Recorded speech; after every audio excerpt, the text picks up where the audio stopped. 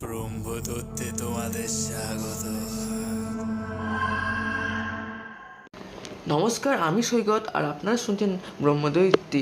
আজকের গল্পের নাম নিশির ডাক। রাত তখন প্রায় 2টো। সৌরভ পড়াশোনা করছিল। হঠাৎ বাইরে থেকে তার মায়ের গলার মতো আওয়াজ, সৌরভ দরজা খোল। সে অবাক, তার মা তো পাশের ঘরে ঘুমাচ্ছে, তাহলে কে আমায় ডাকলো? সে ভাবলো হয়তো ভুল বুঝছি। আবার আওয়াজ, সৌরভ আমি বাইরে, দরজা খোল। তার শরীর দিয়ে ঠান্ডা শিহরণ বেয়ে গেল। সে ধীরে ধীরে মায়ের ঘরের দিকে গেল। সে দেখলো তার মা গভীর ঘুমে ঘুমাচ্ছে। সে ভাবলো আমায় কে ডাকছে। ঠিক তক্ষুনি আবার দরজায় ঠক ঠক ঠক ঠক, আর ফিস ফিস করে, দরজা খোল, আমি তোকে ডাকছি না।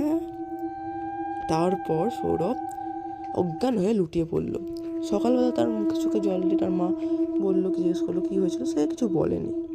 সেদিনের থেকে আর সৌরভ কখনো রাত 2টোর পর জেগে থাকেন। যদি আপনাদের সাথেও এরকম হতো তাহলে আপনারা কি করতেন? এই ছিল আজকের গল্প।